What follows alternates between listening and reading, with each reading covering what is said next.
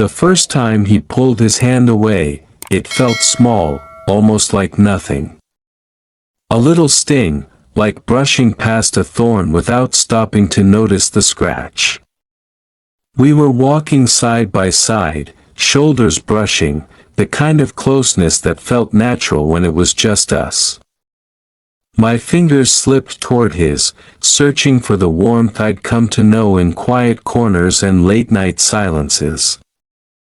But his hand twitched, then retreated into his pocket. His voice was low, sharp, almost rehearsed, not in public. I laughed it off in the moment, pretending it didn't matter, but inside, something cracked open. That tiny gesture planted a question in me that wouldn't go away. Why was I worth hiding? I told myself not to overthink it. After all, Adam cared for me in ways I'd never known before. In private, he would trace the lines of my face with such patience, hold me so close that the world disappeared, whisper promises that sounded like forever. He looked at me like I mattered, like I was enough. And I believed him. I wanted to believe him. So when he pulled away in public, I told myself it was nerves, fear, maybe just the wrong timing. Everyone has scars, I thought. Everyone carries their own battles. Maybe mine was learning to be patient while he figured himself out. Still, the feeling stayed. Every time we walked together, I felt the weight of invisible eyes on us, even when no one was looking. My own chest tightened before I reached for him, waiting for the rejection I knew would come. That sting became familiar, almost expected.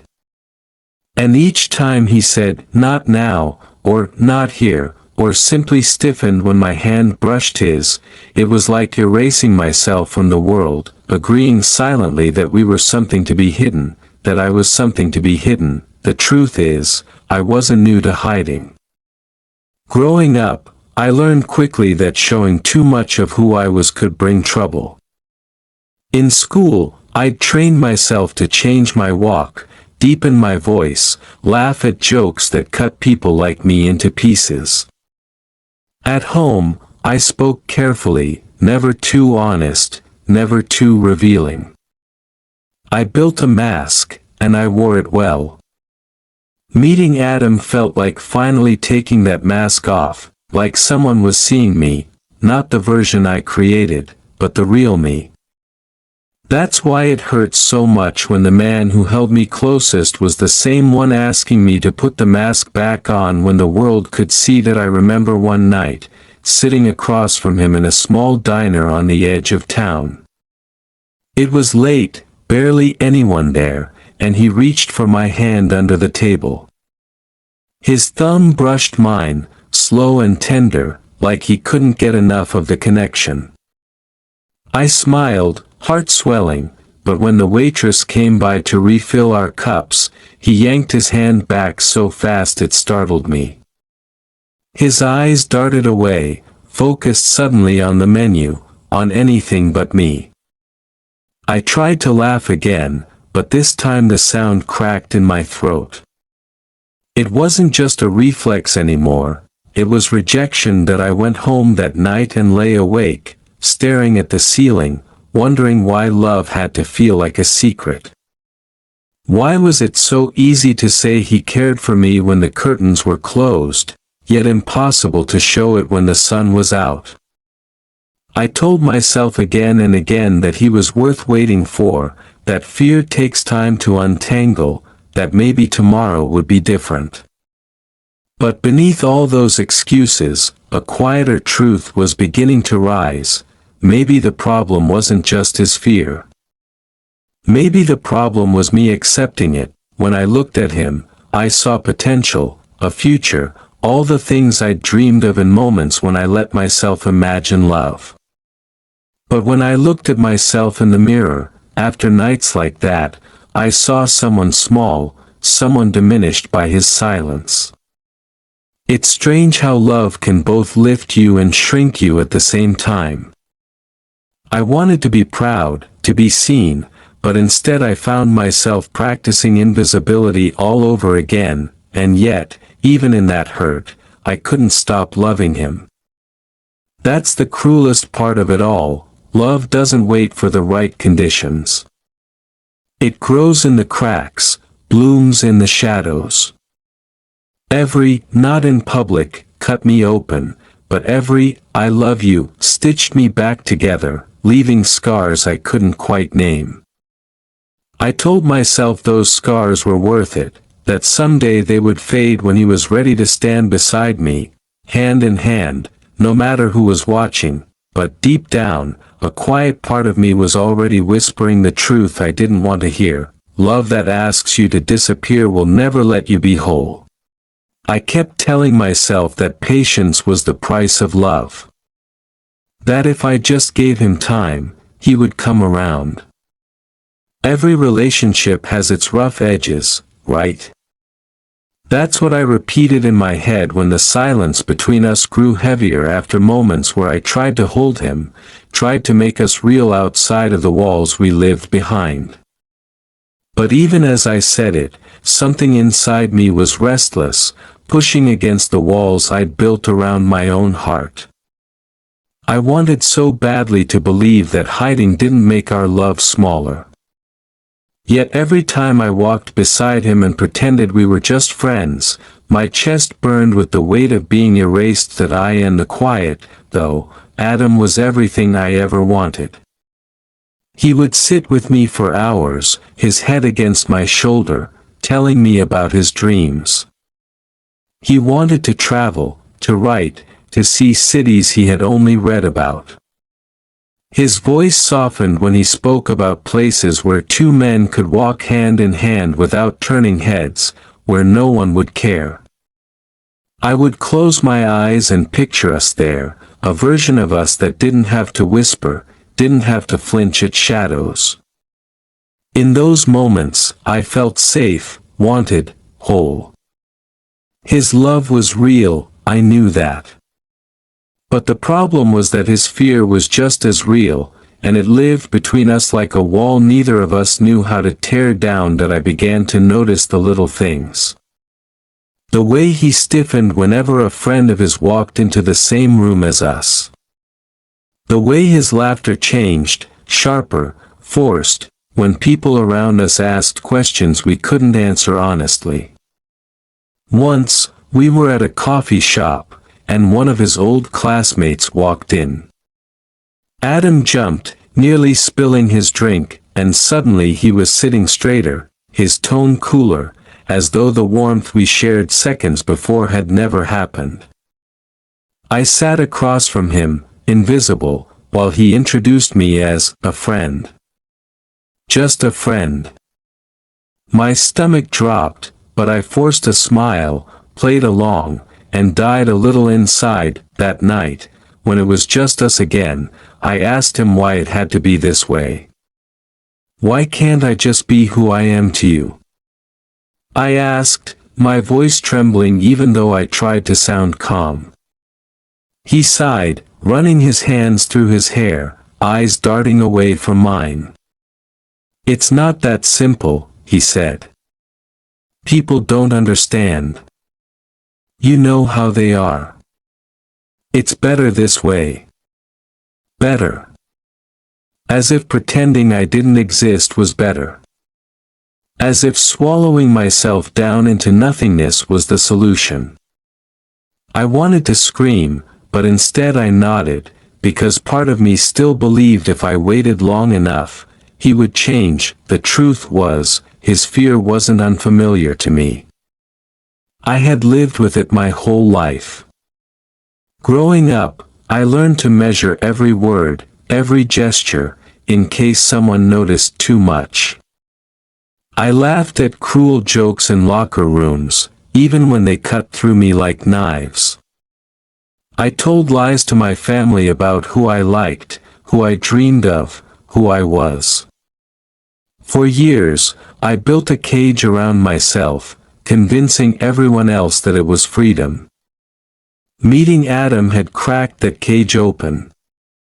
With him, in those quiet rooms, I felt alive, like I could finally breathe.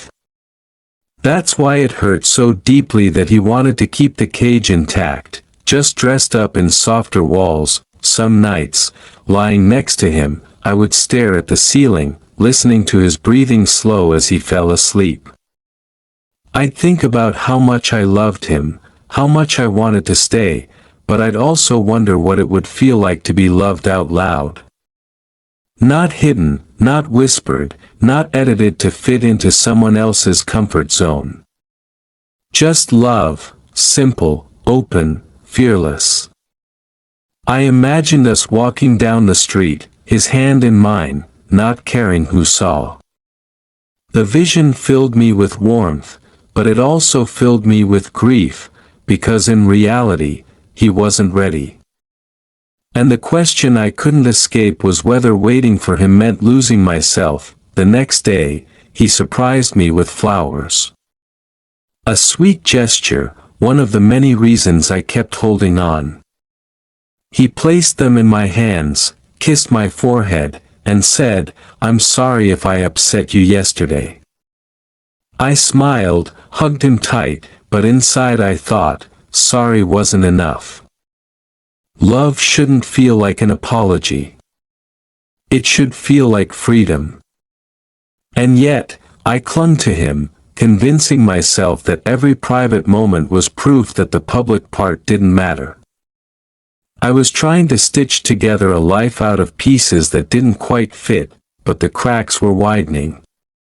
Every time we went out together, the silence felt heavier.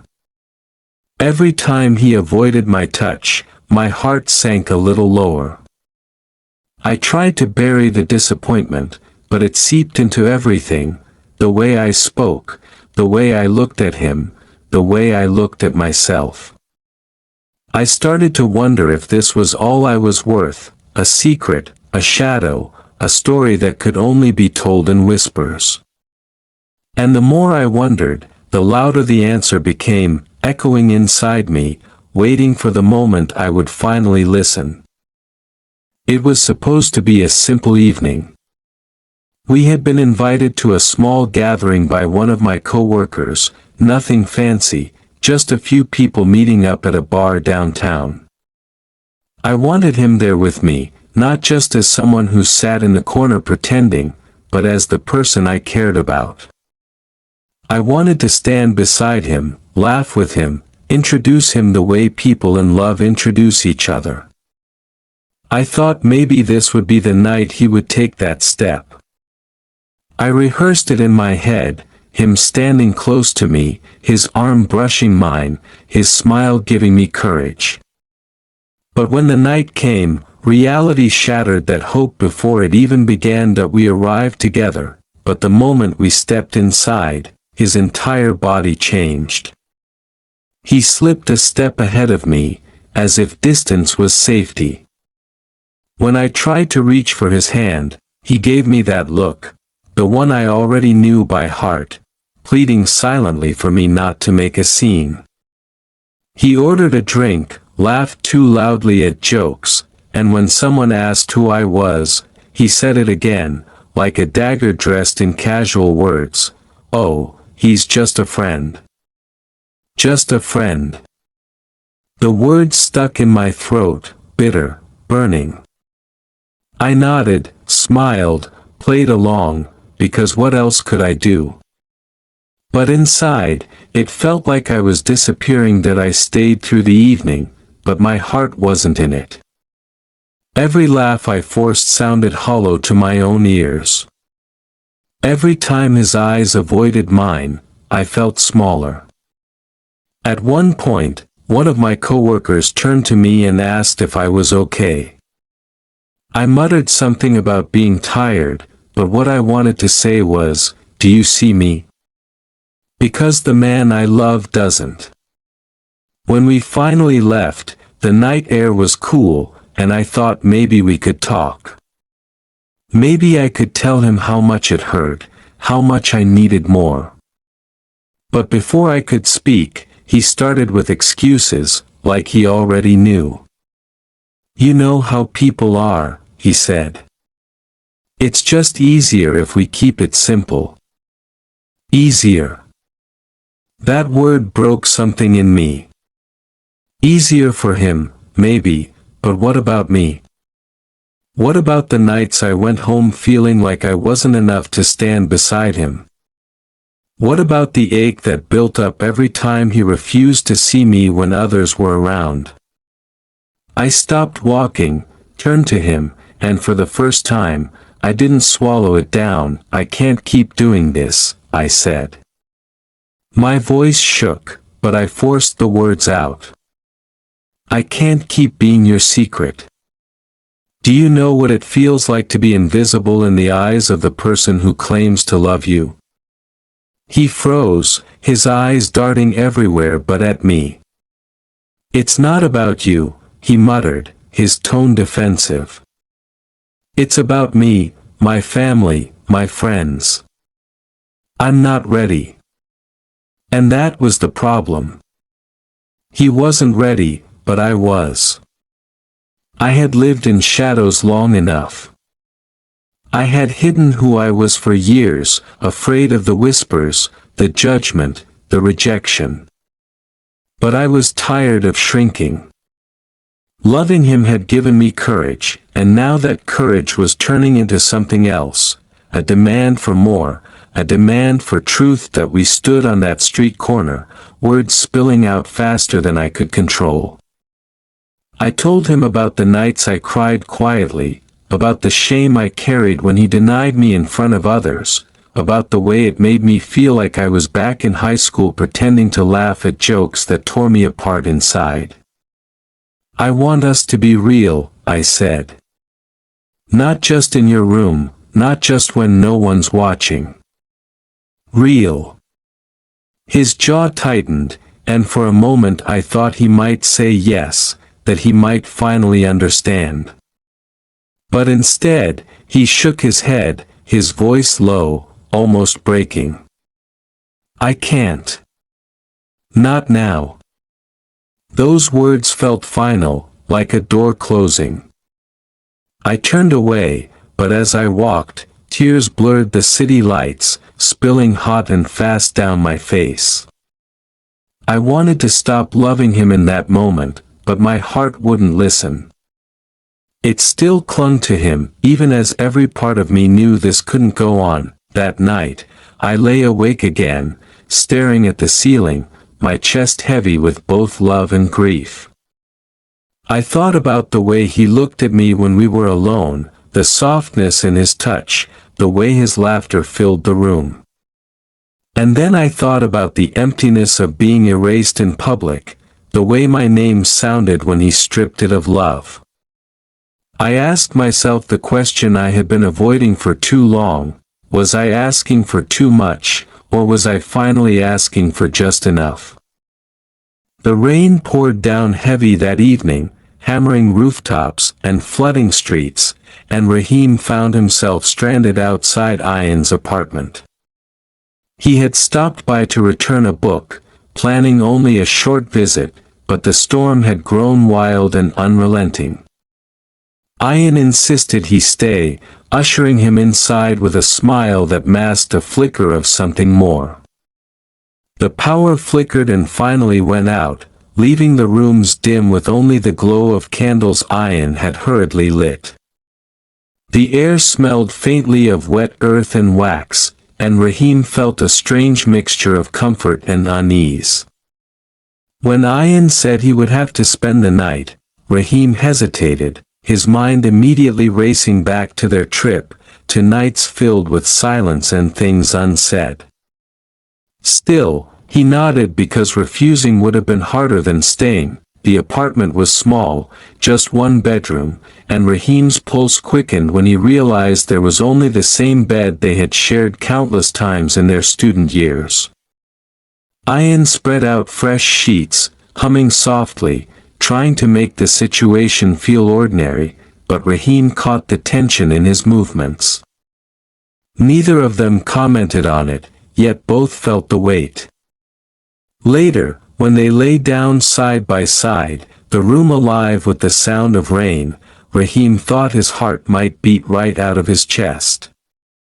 The distance between them felt impossibly small, every shift of the mattress reminding him that Ian was there, just inches away. For a while they both stayed quiet, listening to the storm. Then Ian's voice broke the silence, low and thoughtful. "Do you ever feel like we're living someone else's life?" Raheem turned toward him, surprised, and found Ian staring at the ceiling, eyes glistening in the dim light. "Like everything we do, everything we say, is just to make other people comfortable?" The question hit Raheem harder than he expected. He opened his mouth to answer, but the words caught in his throat. He knew exactly what Ian meant, he had felt it every day of his life, but saying it aloud felt like stepping off a cliff. When Raheem finally spoke, his voice was quiet. "Sometimes." That single word seemed to crack something open between them. Ian rolled onto his side, their faces now so close Raheem could feel the warmth of his breath. "I don't want to hide forever," Ian whispered, his eyes searching Raheem's. "I don't want to wake up years from now and realize I wasted my life pretending." Raheem's chest tightened painfully. He wanted to say he felt the same, wanted to admit that he, too, was tired of hiding. But fear clawed at him, the fear of rejection, of shame, of what their families would do if they ever found out. Ian must have sensed his hesitation because he reached out carefully, his fingers brushing against Raheem's hand. It was such a small gesture, so tender, yet it sent a shiver through Raheem's entire body. For a moment he almost let himself hold on, almost let himself surrender to the feeling he had buried for so long. But instinct forced him to pull back, retreating to the safety of distance. He saw the flicker of hurt in Ian's eyes before it was quickly masked with a faint smile. "It's okay," Ian murmured, turning back onto his back. "I didn't mean to make you uncomfortable." Raheem lay awake long after that, staring into the darkness, his heart aching with conflict. He replayed Ian's words again and again, the sadness in them, the longing. He hated himself for pulling away, for letting fear win once more, but he didn't know how to do anything else. Still, even as he tried to push it down, he felt the echo of Ian's touch linger on his skin, as if his body refused to forget. The storm raged on through the night, and at one point Raheem woke to find Ian asleep, turned toward him, their hands nearly touching again. He didn't move this time. He lay still, watching the slow rise and fall of Ian's chest, the peaceful look that softened his face in sleep. In that moment Raheem felt both the greatest comfort and the deepest ache he had ever known. He realized that this was what he wanted, this closeness, this quiet connection, but it was also what terrified him most. He closed his eyes, whispering silently into the darkness words he couldn't say aloud.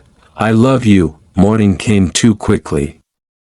The rain had stopped, leaving the city washed clean and glistening.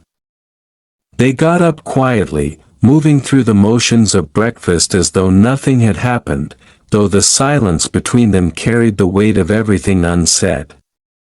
When Raheem left, stepping out into the damp streets, he felt torn in two, part of him desperate to run back, to confess everything, and part of him determined to keep the walls up.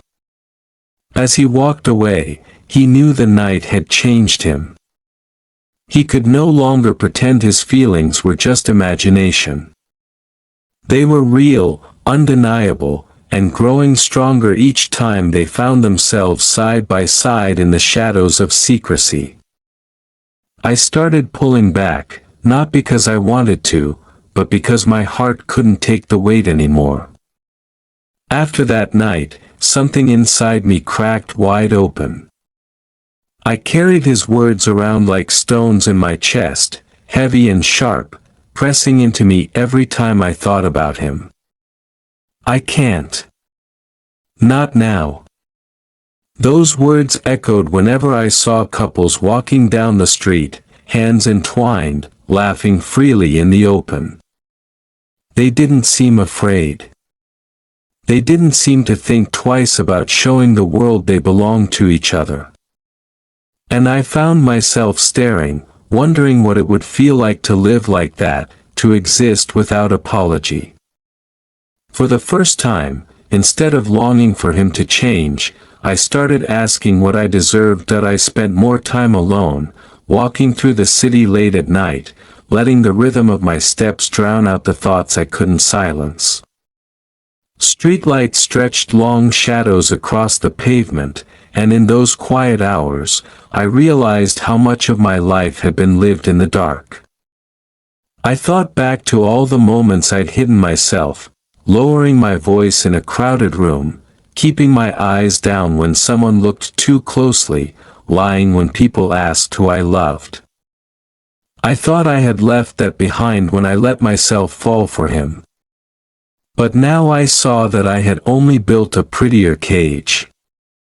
It wasn't just his fear keeping us hidden, it was mine too, the part of me that thought love meant enduring silence as long as I got scraps of affection in private. One evening, I found myself sitting at a cafe, staring at a couple across the room. Two men, their laughter easy, one reaching over to brush a crumb from the other's cheek. It was such a small thing, but it felt monumental to watch. No hesitation, no glances around to check who was watching, just simple tenderness. My chest tightened, not out of jealousy, but realization. That's what I wanted. Not grand gestures, not fairy tale romance, just the freedom to exist with the person I loved without fear. I wanted to be seen.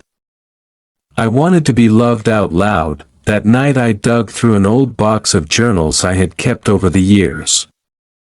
Pages filled with pieces of me I was too afraid to share. In one entry, written when I was 17, I had scribbled, "One day I'll stop hiding. One day I'll love someone without shame." Reading those words felt like a message from a younger version of myself, a version who still believed I was capable of more than silence. Tears blurred the ink, but I kept reading, flipping through the years of longing, of fear, of small hopes. Somewhere along the way, I had stopped believing I deserved that kind of love. Meeting him brought the hope back, but his fear threatened to snuff it out again. And I realized I couldn't go back to being that scared boy who believed invisibility was safety. That I began writing again, not to him, but to myself.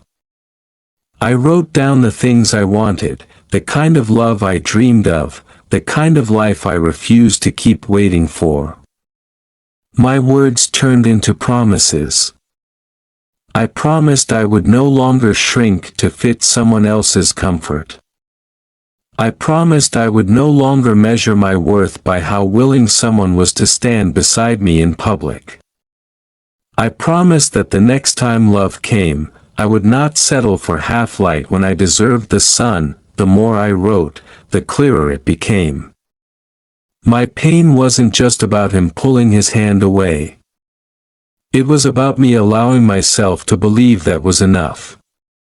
It was about me choosing silence over truth, all because I was afraid to lose him. But what kind of love asks you to lose yourself in order to keep it? That's not love, it's a bargain with loneliness, disguised as devotion. That I thought about talking to a friend, but the words felt too raw to speak out loud. Instead, I let the pages hold them, filling notebook after notebook with every fear, every ache, every fragile hope. With each line, I felt lighter, as if I was peeling off layers of shame I had worn for years. I saw myself clearly for the first time in a long while, not as someone who should be grateful for hidden affection, but as someone worthy of being loved fully, openly, without apology, and slowly, the decision began to take shape inside me.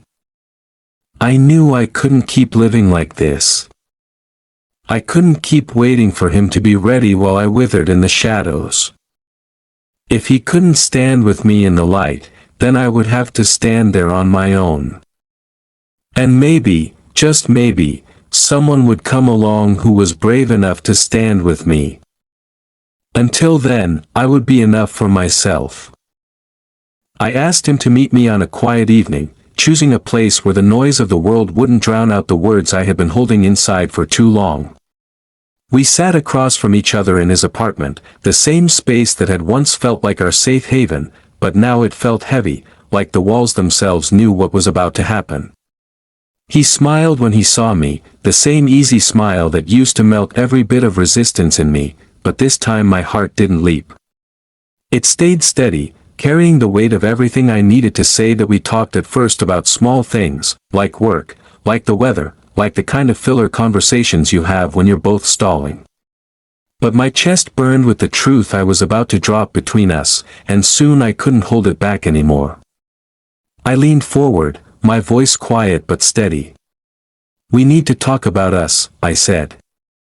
His smile faltered, his eyes shifting away like they always did when he knew something deeper was coming. That I told him I loved him, because that part was still true.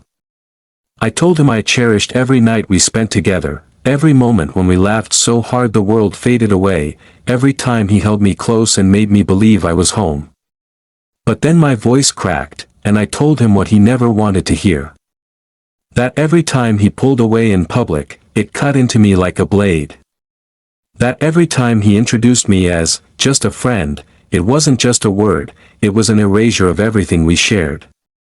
That I was tired of loving him in the shadows, tired of being invisible, tired of shrinking myself so he could feel safe. His eyes filled with panic, his hands twitching as if he wanted to reach for me but didn't know if he was allowed.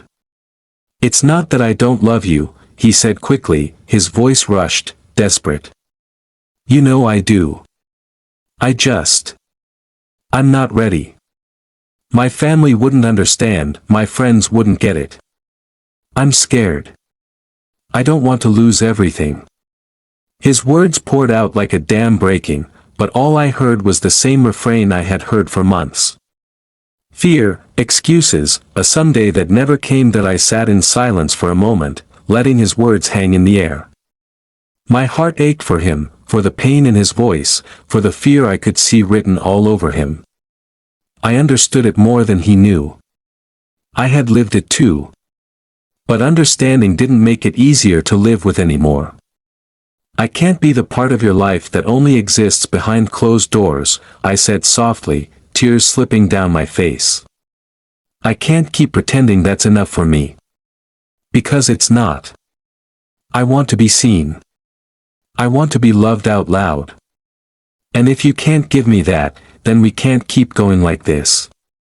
He shook his head, his own tears gathering. "Please, just give me more time," he whispered. "I'll get there, I promise. I just need more time." His voice cracked on the last word, and for a second I almost gave in, almost let myself believe that maybe waiting a little longer would fix everything. But then I remembered all the nights I lay awake, staring at the ceiling, wondering why I wasn't enough to be chosen in the light of day. I remembered the ache of walking beside him like a stranger, the sting of being erased again and again. And I knew that if I gave in now, I'd be back in the same place months from now, maybe years, still waiting, still invisible. That I wiped my tears with trembling hands and shook my head. "I can't," I said firmly. "I can't keep losing myself just to keep you. I love you, but I love myself enough now to say goodbye." The silence that followed was unbearable, thick with grief and words unsaid. His face crumpled, his body shaking as he whispered my name like it was a prayer, like saying it might anchor me to him. But nothing could stop the truth from spilling out. I stood, my knees weak, my whole body trembling, but my heart steady in a way it hadn't been before. He reached for me then, grabbing my wrist, his grip desperate. "Please don't go," he begged, his voice breaking. For a moment I froze, the urge to collapse into his arms nearly overwhelming. But then I looked into his eyes and saw it, fear, love, hope, all tangled together, but no certainty, no promise of change. And I knew I couldn't spend the rest of my life waiting for someone else's courage.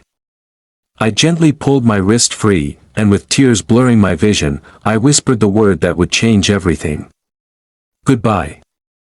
I walked out of that apartment with my chest tight, my legs weak, my heart shattering in pieces with every step. But beneath the pain, there was something else. A small spark of relief, of freedom, of hope. It was the beginning of a new kind of grief, but also the beginning of a new kind of life, one where I wouldn't hide anymore, even if it meant walking alone. The days after I walked out of his apartment felt heavy, like I was carrying around a body that no longer belonged to me. Everything was slower, muted, like the world had lost its color. I went through the motions, waking up, going to work, coming home, but beneath it all, I was unraveling. Nights were the worst. I would lie in bed, staring at the empty space where he used to be, my chest aching from the memory of his warmth. Sometimes I could still hear his voice in the quiet, the way he whispered my name, the way he laughed at my dumb jokes, the way he told me he loved me when no one else could hear. Those memories clung to me like ghosts, soft but suffocating. At first, I let myself collapse into the grief. I cried until my body ached. I replayed every moment in my head, questioning if I had done the right thing, wondering if maybe I had been too harsh, if maybe I should have waited longer, given him another chance. My heart wanted to run back, to knock on his door, to tell him I'd take whatever scraps he could give me just to feel his arms around me again. But my mind, steadier now than it had been in months, reminded me of the promises I had written to myself. The promise that I would no longer shrink. The promise that I would no longer settle for a love that only existed in the shadows. And so, through the tears, I stayed away. In the quiet of those lonely days, I began to rediscover pieces of myself I had long abandoned. I picked up my notebook again, filling its pages with raw honesty. Sometimes the words came out jagged and broken, angry scribbles that barely made sense. Other times, they flowed soft and steady, little reminders that healing was possible. I wrote about the boy I used to be, the one who dreamed of being brave enough to love without shame. I wrote about the man I wanted to become, someone who could stand tall in his truth, someone who no longer asked for permission to exist. Writing became my lifeline, pulling me back every time the grief tried to drag me under. I also started spending more time with friends, though at first I kept my pain tucked away. They noticed anyway. One evening, a friend looked me in the eyes and said, "You've been hiding yourself again." The words hit me hard, because they were true. I had been hiding, not just from the world, but from myself. So slowly, cautiously, I began to share. I told them about him, about the love and the hurt, about the way I felt invisible in his presence. Speaking it out loud was terrifying, but it was also liberating. My friend didn't judge me. Instead, they listened, they held my hand, they reminded me that my worth wasn't tied to someone else's fear. For the first time in a long while, I felt seen. Little by little, I started doing things I had avoided before. I went to a cafe alone and sat by the window, not caring who saw me. I wore a shirt that felt like me, bright, bold, a little louder than I usually dared, and when someone complimented it, I smiled without shrinking. One weekend, I attended a small local event for the LGBTQ community. I almost didn't go, fear gnawing at me, but when I stepped into that space and saw people laughing openly, holding hands without hesitation, my heart swelled. For once, I didn't feel like an outsider. I felt like I belonged. Healing wasn't linear. There were nights I still broke down, clutching my pillow, whispering his name like a prayer I couldn't stop saying. There were mornings I woke up wishing I could forget him, only to find his memory pressed into every corner of my mind. But alongside the grief, there was growth. With each passing day, I felt a little stronger, a little braver, a little more certain that leaving had been the right choice. One evening, as I stood in front of the mirror brushing my teeth, I caught my own reflection in a way I hadn't before. My eyes were tired, but they were clear. My shoulders were heavy, but they stood straighter. And for the first time in years, I didn't see someone who was hiding. I saw someone who was becoming whole. I put the toothbrush down, leaned closer to the mirror, and whispered to myself, "You're enough. You've always been enough." The words felt foreign at first, but the more I said them, the more they settled into me, like they had been waiting all along to be believed. The weeks that followed felt like shedding an old skin, one that had grown too tight and suffocating. I no longer woke up every morning with the same crushing heaviness, though the ache still lingered like a dull echo. Instead of drowning in it, I began to carry it differently, like a reminder of what I had survived. There was a strange kind of freedom in knowing I had chosen myself, even though it came at the cost of losing someone I loved. It wasn't easy, but it was real, and real was something I had been craving for far too long that I started to notice changes in the smallest parts of my life. When I walked down the street, I didn't keep my head down anymore. I let my shoulders roll back, let my steps be steady, and for once I wasn't afraid of who might be watching. I caught my reflection in shop windows and saw a man who wasn't hiding, not entirely, not like before. That gave me a kind of quiet courage I hadn't felt in years. The same courage showed up in my voice, in conversations where I used to bite my tongue. When friends asked how I was doing, I didn't give the usual half smile and "I'm fine." I told them the truth, that I was hurt, that I was healing, that I was learning how to love myself. And the surprising thing was, the more I admitted the truth, the lighter I felt. One afternoon, while sitting in a park with a close friend, I found myself saying something I hadn't dared to before. "I want to be loved in the open," I said, almost as if I was testing how it sounded outside of my own head. My friend smiled softly and said, "You deserve that." Simple words, but they sank into me like sunlight breaking through clouds. For so long, I had questioned if I was asking for too much. But now I was beginning to see that I had only ever been asking for what was right. Memories of Adam still haunted me, but they were changing. Instead of clinging to the sweetness of what we had in private, I started seeing the whole picture, the good and the painful, the love and the erasure. I realized I didn't want to erase him or pretend he hadn't mattered, but I also didn't want to keep carrying the shame his fear had laid on my shoulders. I could care for him, I could wish him well, but I could also set him down. For the first time, I wasn't just mourning what I lost. I was making space for something new, and in that space, something else began to grow, self-acceptance. It wasn't a loud, dramatic revelation. It was quiet, almost gentle, like water shaping stone. I started to look at myself differently, not through the lens of who didn't choose me, but through the lens of who I was becoming. I realized that being gay wasn't something I needed to soften or hide, it was simply me. There was no shame in it. The shame had never been mine to carry, it belonged to a world that wasn't ready to accept me. And I was done carrying a burden that wasn't mine. One night, I stood by my window watching the city lights flicker, and it struck me that I wasn't afraid anymore.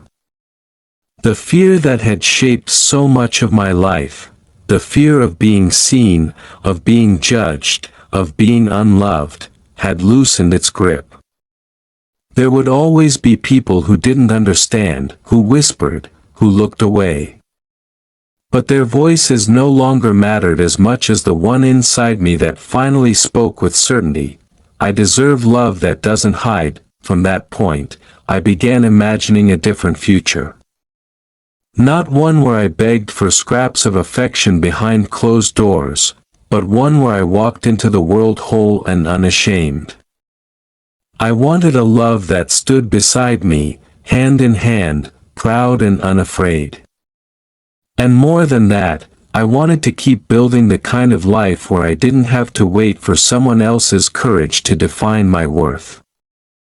I wanted joy, freedom, authenticity, and I was starting to believe I could have it. For the first time in a long while, I felt a flicker of excitement for what lay ahead. It wasn't tied to anyone else, not yet. It was tied to me, to the person I was becoming. The man who had once whispered, not in public, had been a chapter in my story, but not the whole story. The next chapters were mine to write, and they would be filled with light, with truth, with a love that didn't ask me to disappear. The final stretch of this journey didn't come with fireworks or grand announcements. It came quietly, in the everyday choices I made to live without apology. I realized healing wasn't about forgetting him or erasing the pain, it was about carrying the lessons forward, about honoring the love while also accepting the loss. There were still nights when his memory lingered, when I remembered the way his hand fit into mine, the softness in his eyes when no one else was around. But those memories no longer tore me apart. They became part of the fabric of who I was, stitched into the story of how I learned to stand on my own point. One morning, I woke up and noticed something different. The weight that used to press against my chest when I opened my eyes was gone. The silence of my room no longer felt like a void, it felt like peace. I brewed coffee, sat by the window, and let the sunlight wash over me. For the first time in a long while, I felt whole. I thought about the boy who used to hide, who used to pray for love in secret, and I smiled sadly at him. He had fought hard, stumbled often, but he had made it here. I wasn't hiding anymore, the world outside hadn't changed much. People still stared sometimes. Whispers still followed in certain places. But the difference was in me. Their stares no longer pierced me, their whispers no longer defined me. I walked through the streets like I belonged, because I finally believed that I did. That simple shift changed everything. It was as though life was opening up in ways I hadn't imagined. I started saying yes more, to gatherings, to opportunities, to the possibility of love again. Not because I was desperate for it, but because I knew I deserved it. Love, when it returned, came slowly, in the form of small gestures from people who saw me for who I was. It wasn't about grand declarations or hiding in shadows. It was about the way someone looked at me across a table, unafraid. The way they asked me about my day and actually listened. The way they laughed with me in public without glancing over their shoulder. Those little things, so ordinary on the surface, felt extraordinary to me. I realized then that love didn't have to be complicated, it didn't have to be hidden, it could be simple, honest, and free, but even more important than finding someone new was the relationship I was building with myself. I learned to celebrate the moments when I stood up for who I was. I learned to forgive myself for the times I stayed silent, the times I settled, the times I thought I wasn't enough. I learned that self-acceptance wasn't about being fearless all the time, but about choosing myself even when fear lingered in the background. Every time I chose authenticity, I grew stronger. Every time I let myself be seen, I reclaimed another piece of me that had been buried in shame. There came a day when I walked past the cafe where Adam and I had spent countless afternoons. I slowed down, the memories flooding back, but this time I didn't crumble. Instead, I felt gratitude. Gratitude for the love we shared, even if it was hidden. Gratitude for the pain that pushed me to demand more. Gratitude for the goodbye that set me free. Without that chapter, I might never have found the courage to write a better one. I whispered a quiet thank you into the air, not to him but to the universe, for teaching me that endings are not failures, they are beginnings in disguise. That as I moved forward, I carried a new kind of hope. Not the fragile hope that someone would finally choose me, but the steady hope that I would never again abandon myself. I understood now that love in its truest form isn't about fitting into someone else's comfort zone, it's about standing side by side in the light, unafraid. I was ready for that kind of love. And until it came, I was enough on my own. Looking back, the words that once broke me, not in public, no longer held power over me. They were just a reminder of where I had been, of how far I had come. I had said goodbye to that life, goodbye to hiding, goodbye to the version of myself that thought invisibility was love. What I said hello to was far greater: authenticity, courage, self-acceptance, and the promise of a love that would never ask me to disappear again. And so, I stepped into the world with my head high, my heart open, and my truth shining brighter than it ever had. The journey was painful, yes, but it was also beautiful. Because in losing him, I found myself. And that was the kind of love story I had been waiting to write all along.